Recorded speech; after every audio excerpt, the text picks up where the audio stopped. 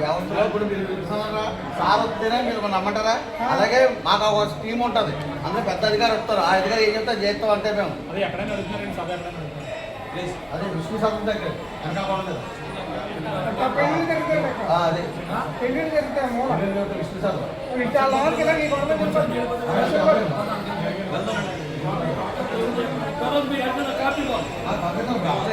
ఎందుకంటే మీరు అందరూ మీరే కాదు, యాభై మూడు అందరికీ తెలియాలి కదా, ఇస్తాం నాకు ఇన్ని పబ్లిక్ చేస్తారు. మాకు కాపీ ఇవ్వండి చెప్తాను, పైకి వస్తాం ఈ లోపల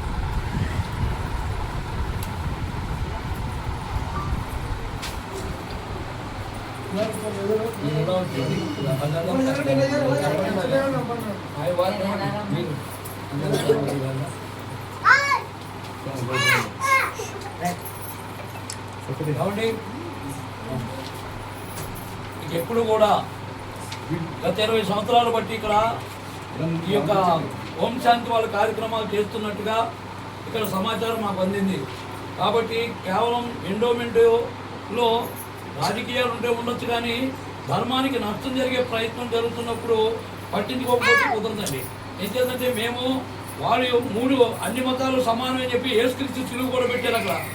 ఆ రకంగా పెట్టి కేవలం కుటుంబ వ్యవస్థను నాశనం చేయడానికి ప్రయత్నం చేస్తున్నారు వాళ్ళు.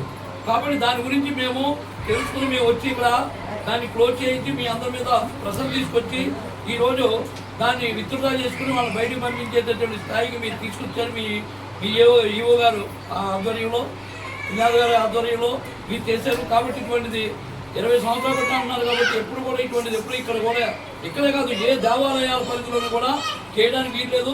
కాబట్టి ఏంటంటే మీ కమిషనర్ గారు కూడా మీరు అర్థం చేసుకోండి. కాబట్టి హిందూ ధర్మానికి నష్టం జరిగేది ఈ యొక్క ఓం శాంతి అనేటువంటిదే. ఇది మేము అనేక చోట్ల అనేక రకాలుగా వాళ్ళని బాధించడం జరిగింది, అనేక రకాలు జరిగాయి. కానీ వీళ్ళు కేసు పెట్టమంటే పెడతలేదు, పారిపోతున్నారేమో. కాబట్టి ఇక్కడ మీ దగ్గర కూడా మేము ఏదో చేయాలని చెప్పి వచ్చాం, కానీ ముందర ఇన్ఫర్మేషన్ ఇంటెలిజెన్స్ ద్వారా వెళ్ళిపోయి మొత్తం మీద వాళ్ళు బయటికి పారిపోయారు.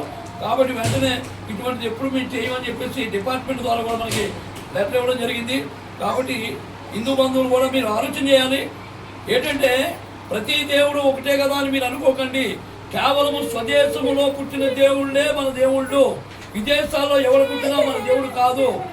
కాబట్టి జెరూసలంలో యేసుక్రీస్తు పుట్టాడు, మహమ్మద్ ప్రవక్త పనులు పుట్టాడు. అలాగే ఇవాళ మాండాబులో ఈ యొక్క ఓం శాంతి పుట్టింది. వీళ్ళందరూ కేవలం హిందూ ధర్మాన్ని, హిందూ సంస్కృతిని, హిందూ దేశాన్ని సర్వనాశనం చేసేటటువంటి మతాలు ఇవి. కాబట్టి మీరు ప్రతిదాన్ని నమ్మొద్దు.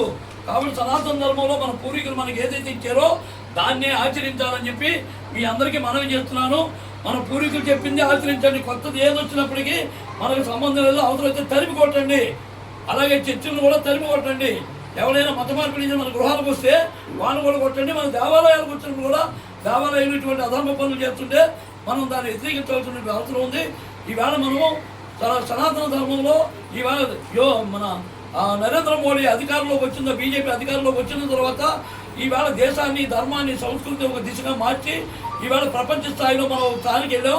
ఇప్పటికీ మనం భయపడాల్సిన పని లేదు.